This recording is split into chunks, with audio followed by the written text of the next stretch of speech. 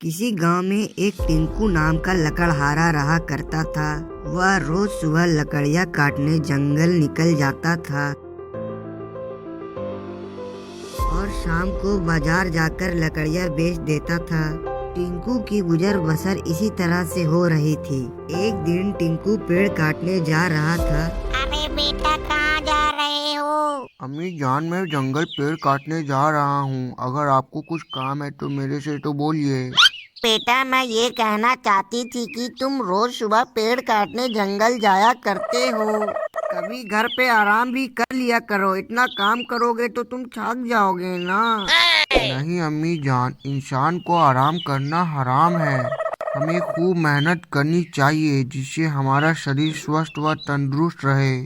और वैसे भी अगर मैं ही काम करने नहीं जाऊंगा तो घर में पैसे कैसे आएंगे? आप ही बोलिए मुझे। वाह बेटा वाह, मेरा कितना अच्छा बेटा मिला है। ऐसा बेटा अल्लाह हर इंसान को दे। जा बेटा, तू जा और अच्छे से मेहनत कर। हाँ अम्मी जान, मैं अभी पेड़ काटने जा रहा हूँ ताकि मैं खूब पेड़ काटूं और घर में खूब पैसे लाऊं ताकि आप खुश रह सके। फिर टिंकू पेड़ काटने चला जाता है। उसी गांव में एक कालीचरण नाम का एक व्यक्ति अपनी बीवी गुलबानो बदन के साथ रहता था। ओ कालीचरण बेगारत के बच्चे, तुम्हें कब अकल आई? दिन रात मुफ्त की रोटियां तोड़ते रहते हो। कब तुम घर में पैसे लाओगे? कब तुम्हारा खून खोलेगा रे कालीचरण? ए गुलबानो बदन, तेरा बाप का, भाई का, दादा का, सबका काम करेगा रे तेरा कालीचरण। ज्यादा फिल्मी डायलॉग मत मार कालीचरण, शांति से मेरे घर से निकल जा तू। मेरे गुलबानो बदन, मेरे बहुत बड़े बड़े सपने होते हैं जिसे मुझे पूरा करने में बहुत समय लगता है, इसीलिए मुझे यहाँ सोने दे प्लीज। आज तुम्हारे कोई चाल मेरे ऊपर नहीं चलेगी। तो हमेशा ऐसे फालतू फालतू बातें बोल के मुफ्त की रोटियां तोड़ता है। अब तू यहाँ से निकल मेरी नजर से। कालीचरण वहाँ से निकल जाता है और बहुत दूर चलने के बाद एक पेड़ के नीचे आराम करने लगता है। और वहाँ टिंकू खूब मेहनत से लकड़ियाँ काट रहा होता है। आज तो मैं खूब लकड़ियाँ काटूंगा और वो लकड़ियों को मार्केट में जाकर बेच दूंगा ताकि लोग मुझे खूब पैसे देंगे और वो पैसे मैं घर में जाके अपनी अम्मी को दे दूंगा। टिंकू लकड़ियाँ काट रहा होता है तो गलती से कुल्हाड़ी नदी में चली जाती है। अरे ये क्या हो गया? मेरे पास यही एक पेड़ काटने वाला कुल्हाड़ी था। अब मैं पेड़ कैसे काटूंगा और मैं घर में पैसे कैसे लाऊंगा?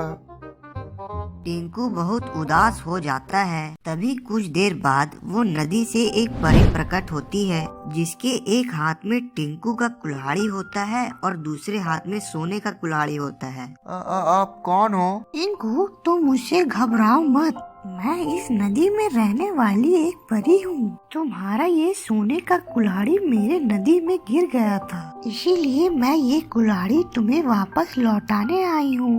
पर परी माँ, मेरा ये सोने वाला कुल्हाड़ी नहीं है। आपके दूसरे हाथ में जो कुल्हाड़ी है असल में वही मेरा कुल्हाड़ी है। टिंकू, तुम मुझे सच्चे और ईमानदार इंसान लगे। मैं तुम्हें ये सोने का कुल्हाड़ी देना चाहती हूँ। फिर परी टिंकू को सोने का कुल्हाड़ी दे देती है और टिंकू वहाँ से घर जाने लगता है। तभी उसे रास्ते में कालीचरण मिल जाता है। ए मोटे, तुम्हें ये सोने का कुल्हाड़ी कहाँ से मिला? तुम तो एक निहायती गरीब घर के हो। अगर तुमने ये चोरी की है तो मैं अभी इसका कंप्लेंट थाने में जाके करता हूँ। इसीलिए मैं कह रहा हूँ तुम ये सोने का कुल्हाड़ी मुझे दे दो और यहाँ से निकलो, शाबाश।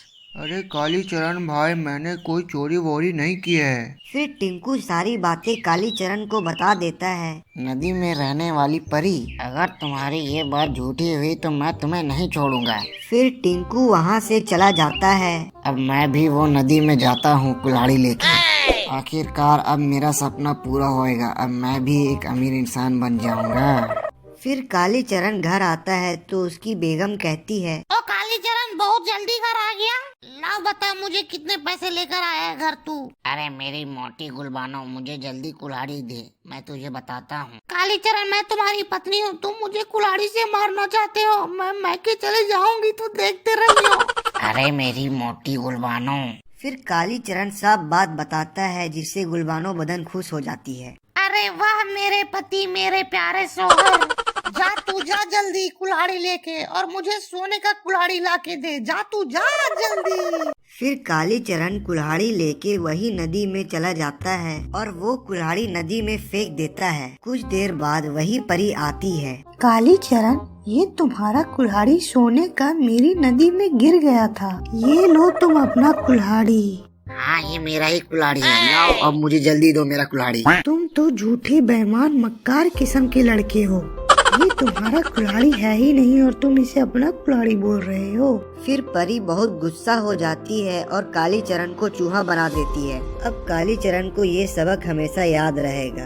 आपको हमारी स्टोरी कैसी लगी, आप हमें कमेंट बॉक्स में इसका जवाब जरूर दीजिएगा और हमारे चैनल को लाइक, शेयर एंड सब्सक्राइब जरूर करें। Thank you.